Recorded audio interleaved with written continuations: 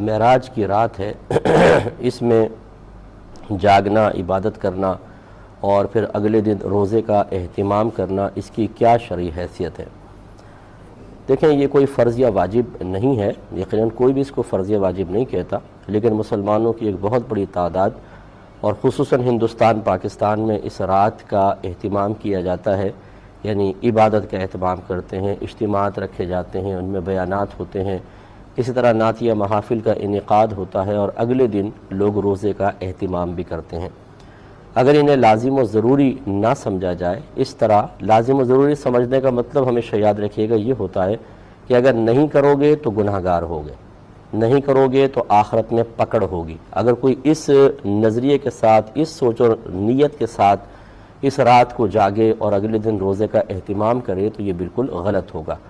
لیکن اگر کوئی صرف اس لیے کہ چلیں تمام رات سوتے رہتے ہیں، اگر اس رات میں جاگ کر اللہ تعالیٰ کی عبادت کر لی جائے اور اگلے دن روزے کا اہتمام کر لیا جائے اور اس کو صرف مستحب سمجھا جائے تو اس میں شرعاً کوئی حرج نہیں۔ ہونا تو یہ چاہیے کہ ہر رات ہی ہم جاگیں اور اللہ تبارک و تعالیٰ کی عبادت کریں، روزانہ روزے رکھیں اگر اللہ تعالیٰ ہمت دے، لیکن یہ سب سے نہیں ہو سکتا تو کم از کم کچھ ایسی راتیں،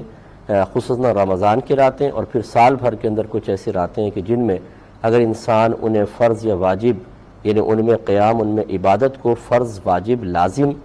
سمجھ کر نہ کرے، صرف مستحب سمجھ کے کرے تو اس میں شرعاً کوئی حرج نہیں ہے۔ بعض لوگ کہتے ہیں اس رات میں جاگنے کی کوئی فضیلت بیان کریں، اگلے دن روزہ رکھنے کی کوئی فضیلت، تو ایسی کوئی فضیلتیں قرآن و حدیث میں بیان یقیناً نہیں ہوئی ہیں، اگرچہ منع بھی نہیں کیا گیا ہے۔ تو یوں نہ تلاش کریں، پھر یہ ہوتا یہ ہے کہ جب آپ اس طرح کے کویسچنز کرتے ہیں، ہر ایک سے کرتے ہیں، تو پھر کچھ لوگ الٹی سیدھی مطلب غلط قسم کی باتیں بنا لیتے ہیں، وہ پوسٹ وغیرہ کر دیتے ہیں، ہم سمجھتے ہیں کہ جی یہ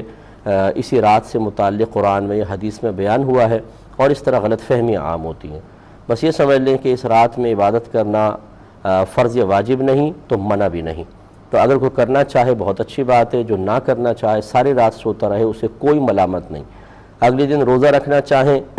تو نفل روزہ اللہ تعالیٰ کو بڑا محبوب ہے۔ میرے آقا صلی اللہ علیہ وسلم نے ارشاد فرمایا جو اللہ تعالیٰ کی رضا کی خاطر ایک روزہ رکھے تو وہ جہنم سے اتنا دور کر دیا جاتا ہے جیسے کہ ایک کوے کا بچہ ہو اور وہ اڑتے اڑتے اڑتے سارے زندگی حتیٰ کہ مر جائے، جتنا فاصلہ وہ طے کرے گا اسے اللہ تعالیٰ جہنم سے اتنا دور کر دے گا۔ تو کوے کی زندگی سنا ہے کہ بڑی لمبی ہوتی ہے، تو لہٰذا یہ سمجھانا مقصود ایک حصی مثال کے ذریعے کہ اللہ تعالیٰ ایسے شخص کو جہنم سے بہت دور کر دیتا ہے۔ تو آپ یہ کہہ سکتے ہیں اگر کوئی کل کا روزہ یعنی معراج کی رات سے اگلے دن روزہ رکھتا ہے تو اس کو اللہ تعالیٰ یہ اجر و ثواب بھی، برکات سے بھی نواز دے گا۔